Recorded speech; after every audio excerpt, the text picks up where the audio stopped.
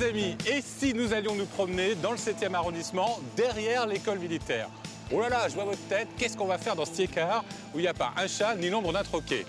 C'est vrai que vous n'avez pas tout à fait tort, l'endroit peut paraître un peu austère avec ses nombreux ministères et ses ambassades, et pourtant, il ne manque pas d'atouts. C'est peut-être le quartier le plus cosmopolite de Paname. On y parle pratiquement toutes les langues, surtout dans un lieu très emblématique, riche de trésors méconnus. Vous voyez de quoi je parle? Pas encore? Allez, suivez-moi, vous allez voir, vous ne serez pas déçus.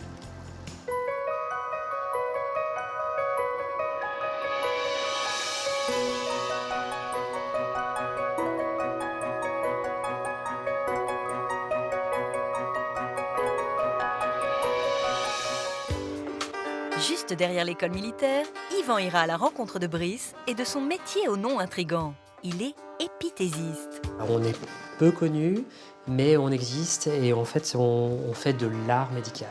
Frédéric Gersal fera pénétrer Yvan dans l'enceinte même de l'école militaire, un lieu chargé d'histoire. L'école militaire, c'est 12 hectares. Vous imaginez le territoire que ça représente? Wissam emmènera Yvan en voyage au pays du Oud, dans son atelier et sa salle de cours. Puis Yvan nous fera découvrir le bistrot de Stéphane. Une adresse très parigote à la consonance bien militaire. Ma femme me dit un jour, j'ai rêvé le nom de ton nouveau restaurant, ça s'appelait Oui Mon Général. Et on obéit à sa femme. Mais tout de suite, Yvan part avec Lucia explorer les recoins d'une institution internationale qui œuvre pour la paix. Plus de 1000 personnes venues du monde entier travaillent à l'UNESCO. Bon, alors normalement, il y a la garde républicaine, il y a la musique. Bon, là, il n'y a que moi, tant pis, hein, mais bon, c'est déjà pas si mal. Bonjour Lucia. Bonjour Yvan, comment allez-vous? Bienvenue à l'UNESCO. Merci surtout de m'accueillir et de m'autoriser à emprunter l'allée des chefs d'État. Absolument, vous avez emprunté l'entrée d'honneur. Qu'est-ce que c'est exactement que ce bâtiment? C'est un bâtiment qui a été inauguré en novembre 1958 et c'est là où nous travaillons pour remplir notre mandat qui consiste à construire la paix dans l'esprit des hommes et des femmes. Et vous allez me raconter comment ça fonctionne tout ça? Oui, venez là. Merci.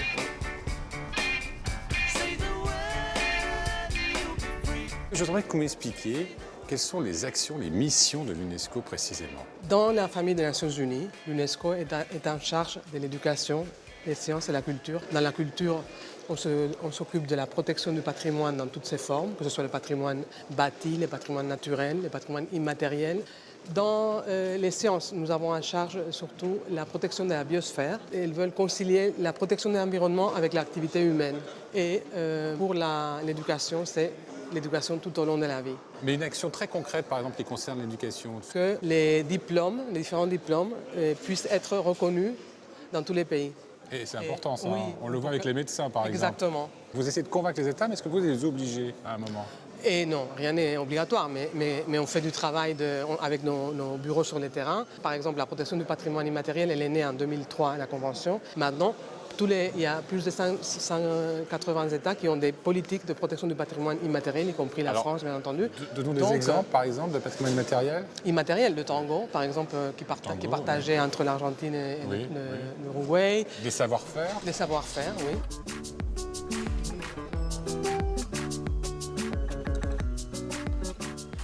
Bonjour. Hola. Hola, ¿qué tal? Bonjour Louis. Bonjour, santé. Alors Louis, vous êtes le maître des drapeaux, vous. C'est moi qui m'occupe un peu de l'organisation des drapeaux, des plaques, quand il y a des événements, quand il y a des chefs d'État qui viennent. En tout, vous avez combien de drapeaux différents là? 193. Et puis après, tous les drapeaux sont classés par ordre alphabétique. Il y a le petit drapeau des Nations Unies. Vous voyez, ah, celui-ci est très connu, voilà, ouais. Celui-là est très connu.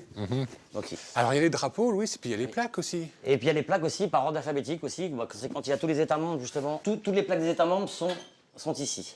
Ouais. Après, 193. Hier, il fallait le Salvador, le Portugal, la République de Corée, Maroc, Ukraine. Celle-ci, elle est sympa. Moi, elle me va bien, celle-ci. Non? 10 millions de personnes, voilà, c'est très bien. On la met à quelle occasion, celle-ci? Honnêtement, je ne l'ai jamais mis celle-là encore. Alors, Louis, qu'est-ce qu'on a installé aujourd'hui comme drapeau? Alors aujourd'hui, on m'a demandé d'installer le drapeau des Nations Unies en salle 1. Il est où ce drapeau? Il est là. Il est là. Ok, vous me le confiez? Je vous le confie, comme ça vous allez l'installer en salle 1. Il est entre bonnes mains, vous allez voir, il n'y a pas de Qui souci. sera. Allez, on y Voilà. va, nous, on continue. Merci. Allez, Oui, bien sûr. avec Lucien, Merci c'est comme ça. beaucoup. Ciao, Bonne journée. À bientôt. Au revoir. Au revoir.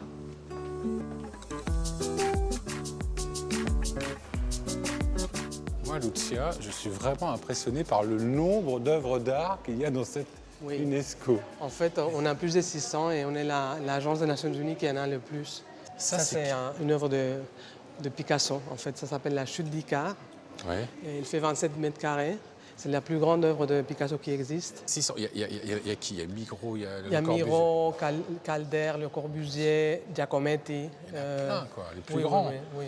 Et comment ça se passe? C'est eux qui donnent? C'est les États C'est qui les deux. achètent Normalement, c'est soit l'artiste lui-même qui fait un don, soit un État. En tout cas, c'est une incroyable galerie d'exposition, cette UNESCO. Il y en a partout.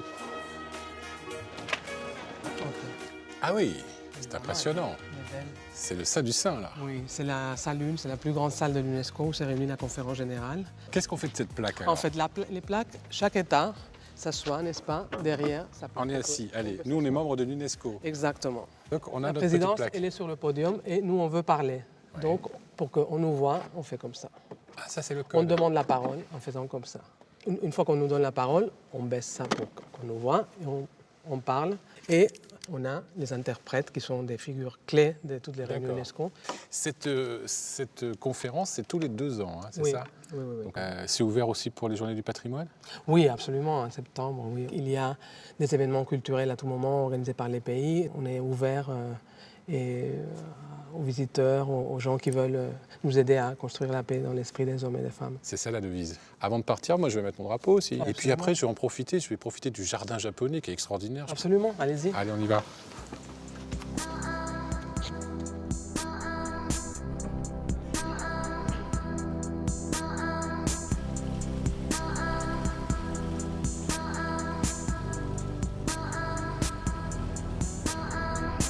Après cette petite balade dans les jardins de l'UNESCO, il est temps pour Yvan de retrouver Brice, l'épithésiste.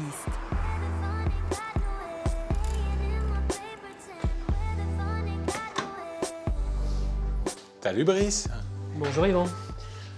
Je m'installe Oui, à côté de toi. Bienvenue. Merci. Alors tu sais, j'en vois beaucoup des plaques sur les entrées d'immeubles, neurologue, urologue, psychologue et tout. Mais épithésiste, j'avais encore jamais vu. On fabrique des prothèses de visage pour des patients qui ont subi de graves maladies ou de graves accidents. Là, tu travailles sur quoi? Sur un nez? Sur un nez, donc voilà, le patient qu'on peut voir ici, en fait, a perdu la moitié de son nez dû à un cancer. Ouais. Donc moi, ce que j'ai essayé de faire, c'est de lui resculpter en fait sa partie manquante. Ça commence déjà à l'hôpital. En fait, l'hôpital m'appelle, les chirurgiens m'appellent en me disant qu'ils vont opérer ce patient. Donc au tout départ, en fait, je prends une numérisation en 3D de ce patient. Une fois que le patient a été opéré et qu'on a laissé cicatriser ou passer la radiothérapie, à ce moment-là, on reprend une empreinte. Et alors tu fais le nez, les oreilles, les Le yeux? nez, les oreilles, les yeux, toute la partie à partir de la base du tronc. En fait, j'ai souvent le patient qui est là et je fais une première base, moi directement au laboratoire ici, et après je revois le patient et je lui teste et je regarde si ça convient sur lui et on apporte toutes les modifications avec sa famille, son entourage. Ils me disent, bah non, en fait, moi j'aimerais bien que ce soit un petit peu plus bombé là sur cette partie-là, ou l'oreille un petit peu plus décollée. Le but, c'est qu'ils puissent s'appréhender cette prothèse et toutes ces étapes, ça les aide. Je peux te faire voir sur une oreille là par exemple. Sur une oreille? Vraiment, je suis incroyablement impressionné par ce travail. Alors là, si tu veux, le patient a perdu complètement son oreille. Ouais. Donc on voit son canal auditif. Auditif. Ça, c'est son oreille refaite? Oui, ça c'est son oreille refaite. Ça, c'est une fausse oreille? Ça c'est une fausse oreille. Ça, c'est sa vraie peau? Ça c'est sa vraie peau et ça c'est sa fausse oreille. Donc en fait, C'est toi qui as fait ça? oui.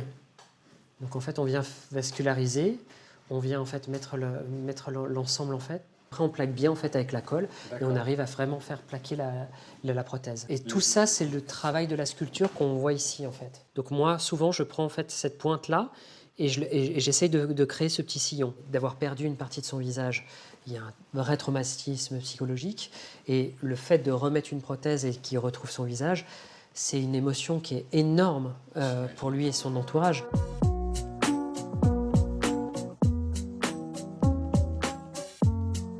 Alors là, nous allons procéder à l'étape de la fabrication de la prothèse en silicone. On va commencer à mixer en fait les couleurs. Là, tu cherches quoi? Une Couleur chair. couleur chair. Voilà. Sur le nez, on a souvent en fait ce qu'on appelle les ailes narinaires qui sont un peu plus claires. Il faut que tu apprennes à bien regarder, toi. Oui. Même la morphologie en fait. La morphologie et les nez, souvent dans la rue, je regarde des formes. Et ça Ah, m'intrigue. tu me plais bien. Ouais. Ah non, mais complètement. Donc là, je vais commencer à peindre. J'utilise, comme un artiste, en fait, des pinceaux où je viens placer en fait à l'intérieur de mon moule. Alors, on peut remettre des petits vénules de ce type-là à l'intérieur des prothèses. Et ça va en fait simuler toutes les petites vénules qu'on peut avoir sur un nez. Les patients me demandent est-ce que je peux retrouver mes petits points noirs. Donc là, les petits points noirs, clairement, hein, on peut les faire. Hein. C'est incroyable ce que tu dis, parce que quand tout va bien, on n'a pas envie d'en avoir. Oui. Et puis quand tout va mal, on voudrait bien la retrouver. On voudrait les retrouver. Donc là, on a terminé. Donc ça, c'est la face interne, ça, c'est la face externe. Et là, en fait, on va joindre les deux. Alors une fois que c'est fait, ça, qu'est-ce qui se passe? C'est la cuisson. C'est la cuisson. 1 heure. Alors Yvan, voilà, la cuisson est terminée. Maintenant, on va sortir le moule. Le patient va récupérer ce nez-là et on voit en fait notre finesse. Oui, qui permet de fusionner avec le fusionner avec la peau. Écoute, bravo. Merci beaucoup. Merci Brice de nous avoir fait découvrir merci à vous d'être venu. Ce métier. Bravo à toi. Yvan.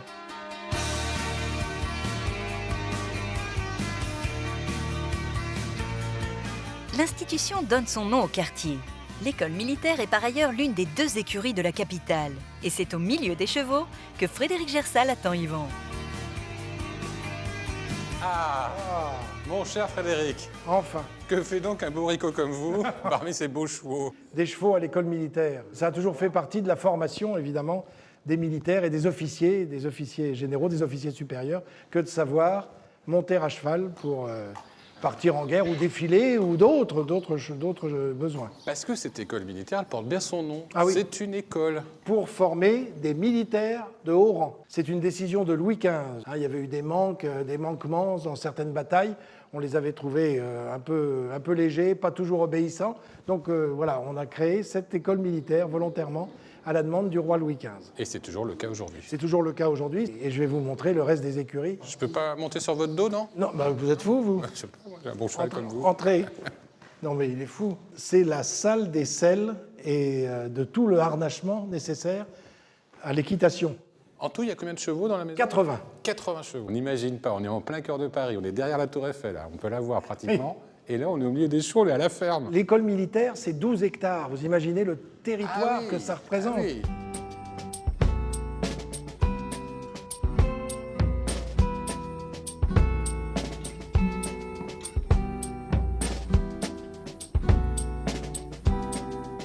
Ici, c'est la cour Morland.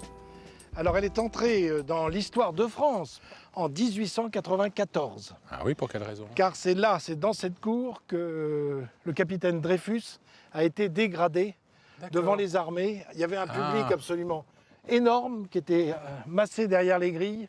Ici, là? Et qui voulait absolument apercevoir ce traître à la nation. Vous savez que l'affaire Dreyfus a déchiré la France pendant de très longues années. Et en 1906, à nouveau dans cette cour Morland, c'est ça qui est incroyable. Il va être réhabilité? Il est réhabilité.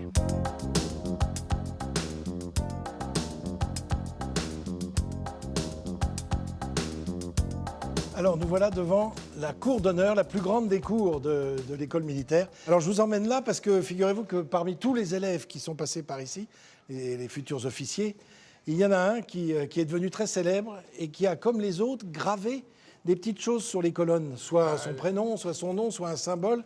Et là, ce sont 2 lettres que je vous laisse découvrir. NB. NB. NB. Alors, à votre avis? Norbert. Pas de Norbert, mais plutôt... Ah, Napoléon. Napoléon Bonaparte. Eh oui, absolument. Elle a été élève ici. Élève ici en 1784 et 1785.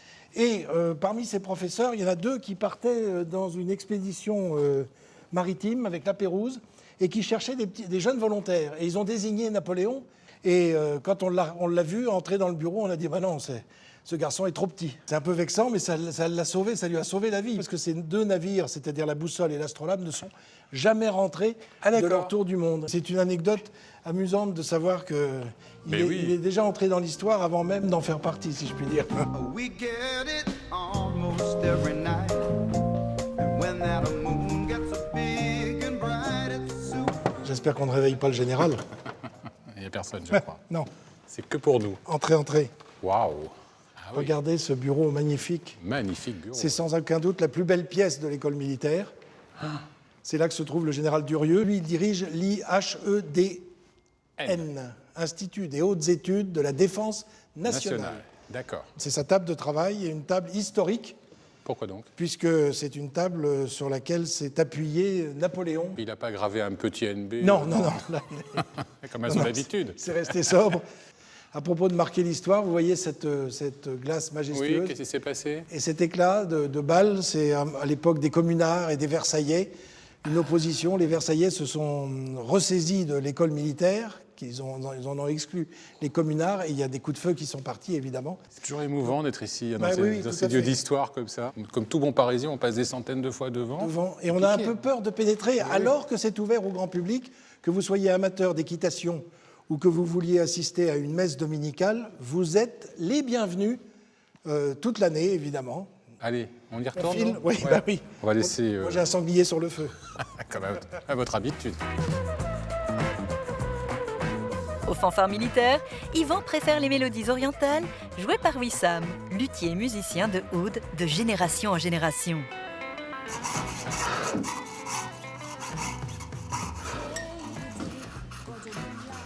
Bonjour Wissam. Bonjour, Là, tu travailles sur quoi précisément? je travaille sur la rosace. Du coup, la matière ici, c'est en os de chameau. Alors, Wissam, toi, tu fabriques, répares, restaures, sauvegardes des ouds, c'est ça? Et je joue. Et tu joues, tu es musicien en même temps. C'est la 4e génération dans la famille, comme musicien et comme luthier. Depuis que j'étais né, j'ai vu mon père qu'il était en train de fabriquer un oud dans la cuisine, sur la même table où on mange. Il n'avait pas un vrai atelier, mais sur la même table, voilà. Ma mère elle cuisinait, elle chantait, parce qu'elle était chanteuse, c'est comme ça qu'elle a rencontré mon père. En même temps, sur la même table, quand on ne mange pas, mon père il construit les instruments. Et dès que voilà, j'ai ouvert mes yeux, j'ai senti, j'ai peut-être mangé même du bois. Et vous venez de quelle région? De Nazareth, de la Palestine.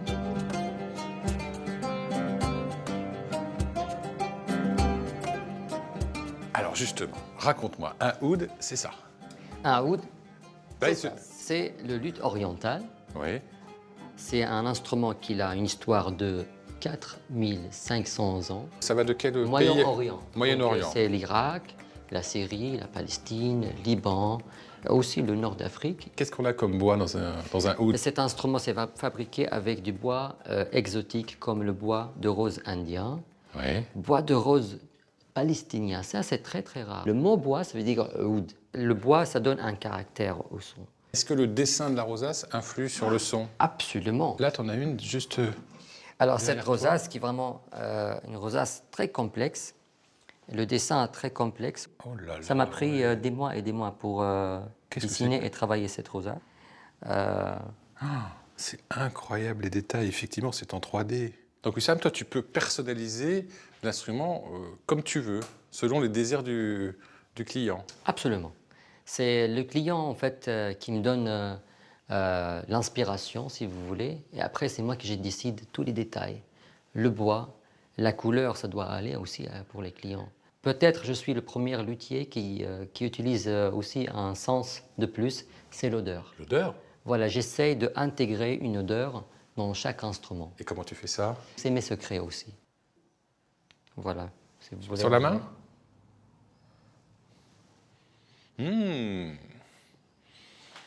Waouh, Voilà. c'est magique. Qu'est-ce qu'il y a exactement comme odeur là-dedans? Vous pouvez imaginer. vous Oui, pouvez, je peux imaginer. Je voyage déjà. Par là. contre, donner la recette. Juste. Et voilà. Un instrument en fabrication. Ah oui. C'est le moule. Et sur le moule, en fait, on plie les côtes, qu'on appelle voilà, les côtes. Et l'intérieur est magnifique aussi. C'est dommage qu'on ne le voit pas. Il est aussi beau que l'extérieur. Voilà le manche qui vient Mhm. être attaché. Ok. Voilà, comme ça. Un instrument comme ça, ça prend 300 heures pour fabriquer. Du coup, 300 heures. 2 mois ou 3 mois de travail. Ah oui, d'accord. Là, tu as un instrument qui est terminé, là. Cet instrument qui est terminé depuis 1900. C'est un instrument très ancien Oui. que j'ai sauvé. Que tu as sauvé parce que ce sont des instruments en danger. J'ai sauvé quasiment 25 instruments de série. L'idée, en fait, c'est de sortir ces instruments des zones très dangereuses étudier ces instruments, faire les restaurations, archiver les noms du luthier, les jouer aussi. Et toutes ces missions, c'est le but de l'association que tu as créée. C'est un des buts de l'association internationale de oud que j'ai créée il y a 3 ans. Premier but, c'est en fait la création de la première école de lutherie. Voilà, ça se passe ici. C'est établi, fait pour deux personnes. Donc la première génération. Ah, donc c'est tu déjà enseignes fait. ici, là. On enseigne ici, voilà. Tu transmets ton savoir. Exactement. Moi, j'ai envie de l'entendre aussi, cet instrument. C'est le moment.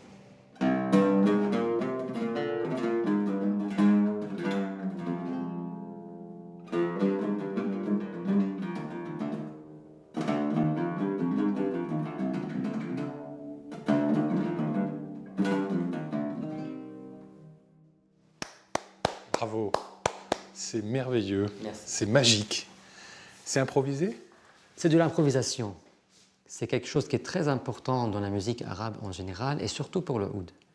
Quelqu'un qui ne joue pas l'improvisation sur le oud, ça veut dire qu'il manque une grande partie. En tout cas, on a découvert un vrai métier, une vraie passion, presque une religion, non? C'est une religion. C'est un message d'amour. À très bientôt. Merci beaucoup. Salut Wissam. Bravo.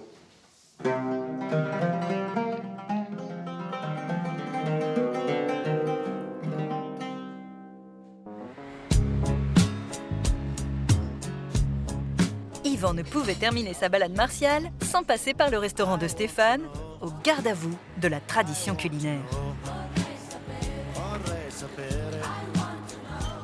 Salut Stéphane. Comment ça va? Mais très bien.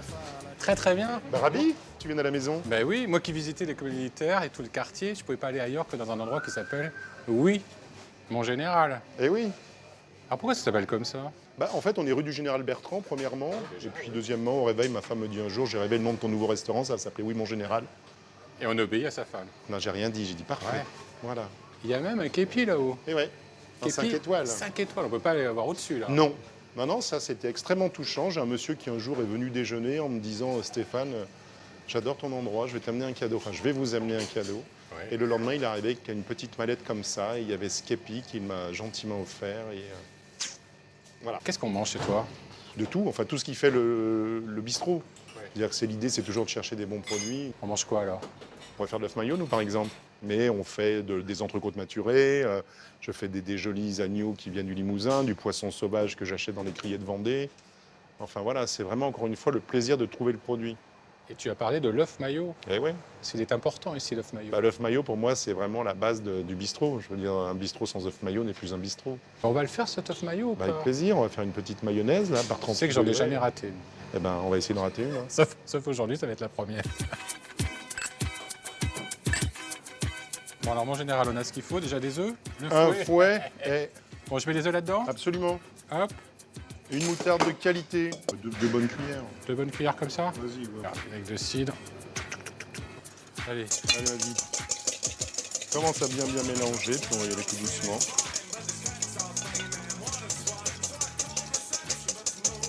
Oh là là. Allez, mais si, vas-y, ça va. Il va nous la rater ou pas? Je vais la rater. Non. Regarde, ça y est, tu es presque. Hein, ça pique au niveau du bras. Hein. Ah, ça pique un peu, ouais. Eh. Te moque pas. Ah ouais, non, c'est un boulot. Hein. Tu veux que je te remplace peut-être? Vas-y. Allez. Alors, une bonne maillot. Déjà, c'est une maillot maison. Qu'est-ce qu'on va rajouter aujourd'hui? Du perlimpinpin. Qu'est-ce que c'est que cette poudre de perlimpinpin? C'est ça. C'est de l'ail des ours. Ah, le fameux ail des ours. Voilà, qui a été émulsionné avec un peu d'huile d'olive. Ça, c'est une belle maillot. On est bien. On le cuit comment, l'œuf? Eau bouillante salée. On vient de poser délicatement dans l'eau bouillante salée. Voilà. Et à partir de ce moment-là, on compte 8 minutes 45. Et après, il faut qu'on ait un bon bac d'eau glacée, voilà, si on a des glaçons, tout ça. Et on vient les rafraîchir dedans instantanément. Ouais. Là, ils sont prêts, les œufs. Ils sont prêts, les œufs. Moi, je suis généreux. Je mets 2 œufs. Donc, tu vois, regarde, avec la cuisson, Ouais. le jaune, il reste extrêmement moelleux. C'est ça. Ça nappe, c'est parfait. Avec des petits pois que j'ai juste ébouillantés. Ça, ce sont les pousses de petits pois. Des pousses de petits pois. Je vais mettre un peu de sumac. On l'utilise beaucoup dans la cuisine orientale. Des petites échalotes. Ah, échalotes. Juste frites. Et après, je rajoute encore un peu de croustillant avec des chips de pain. Maintenant, il n'y a plus qu'à manger. Bah oui, ça, on sait faire aussi. Ah, c'est le meilleur moment. Allez, on partage? Non, non, j'en prends 3, t'en prends qu'un. Partage du restaurateur, ça.